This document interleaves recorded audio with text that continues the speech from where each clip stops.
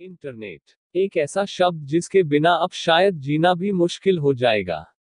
क्या आपने कभी सोचा है कि आजकल के जमाने में अगर एक दिन, एक घंटे या सिर्फ एक मिनट के लिए भी इंटरनेट बंद हो जाए तो क्या होगा?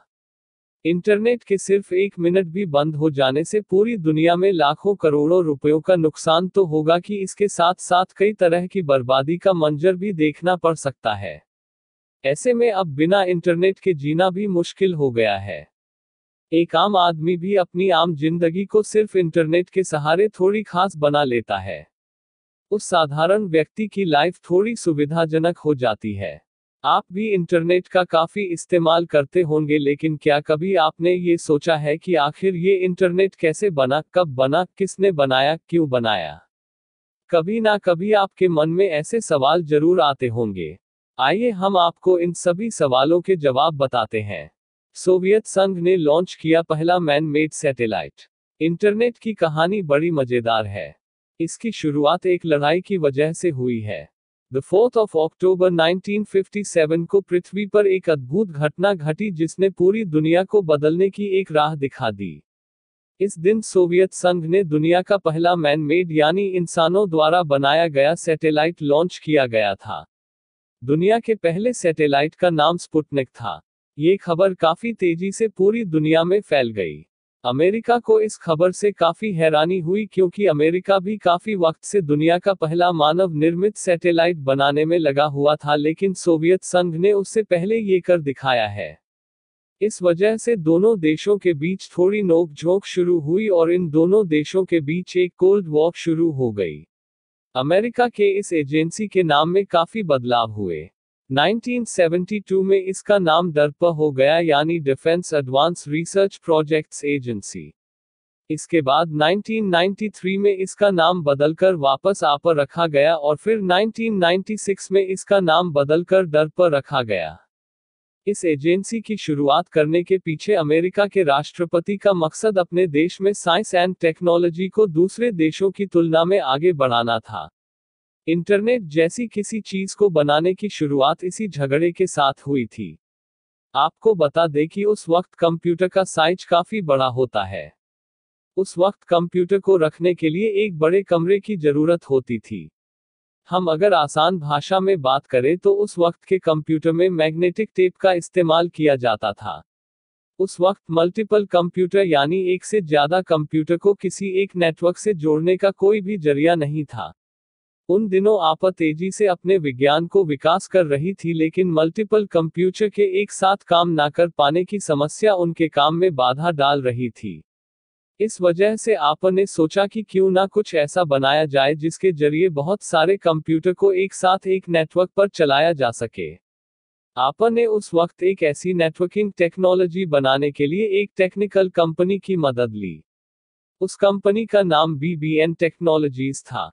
इन दोनों का एक मकसद 4 अलग अलग ऑपरेटिंग सिस्टम वाले 4 अलग अलग कंप्यूटर को एक साथ एक सिंगल नेटवर्क के जरिए कनेक्ट करना था। इस नेटवर्क का नाम APRANET दिया गया। अमेरिका ने किया APA का निर्माण।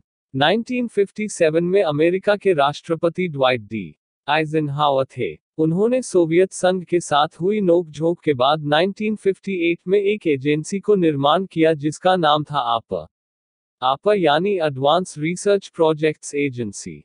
इस एजेंसी को देश की तकनीकी ताकत में काफी ज्यादा और तेजी से बढ़ाने के लिए बनाया गया था। ARPANET दुनिया का पहला ऐसा इंटरनेट कनेक्शन बन गया जिसमें प्रोटोकॉल यानी इंटरनेट रूल को लागू किया गया। आपको बता दें कि यहाँ TCP का मतलब ट्रांसमिशन कंट्रोल प्रोटोकॉल और IP का मतलब इंटरनेट प्रोटोकॉल है। आपने IP एड्रेस के बारे में तो जरूर सुना होगा। इसका मतलब यही होता है कि इंटरनेट प्रोटोकॉल का एड्रेस क्या है। ARPANET plus PRNET plus SATNET equals internetworking. लिहाजा दुनिया भर में इंटरनेट का आना और फैलना आप की ही देन है। इसके बाद लगातार इस नेटवर्क सिस्टम को बेहतर बनाने का काम चलता रहा। 1973 में इंजीनियर्स और वैज्ञानिकों ने सोचा कि क्योंकि ARPANET को पैकेट रेडियो से जोड़ दिया जाए। पैकेट रेडियो एक डिजिटल रेडियो संचार मोड है जिसका उपयोग डेटा के पैकेट भेजने के लिए किया जाता है। पैकेट रेडियो डेटाग्राम प्रसारित करने के लिए पैकेट स्विचिंग का उपयोग करता है। पैकेट रेडियो का उपयोग डेटा लंबी दूरी तक संचारित करने के लिए किया जा सकता है। पैकेट रेडियो को अगर आसान भाषा में समझाए तो इसका इस्तेमाल दो कंप्यूटर को कनेक्ट करने के लिए रेडियो ट्रांसमीटर और रिसीवर का इस्तेमाल किया जाता है। इसकी वजह से दो कंप्यूटर को जोड़ने के लिए किसी फोन लाइन या किसी वायर की जरूरत नहीं होती थी।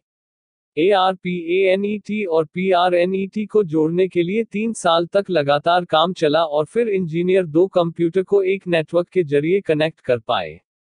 इसके 1 साल के बाद इन दोनों नेटवर्क के SETNET यानी कि सैटेलाइट नेटवर्क से कनेक्ट किया गया, जो कि पूरी दुनिया को जोड़ने के लिए काफी जरूरी था। इस तरह से उस वक्त दुनिया भर के बहुत सारे नेटवर्क को एक साथ जोड़ा गया था, इस वजह से इसका नाम इंटरनेटवर्किंग रखा गया। इसी इंटरनेटवर्किंग को आज के जमाने में शॉर्ट फॉर्म देकर लोग इंटरनेट कहने लगे हैं।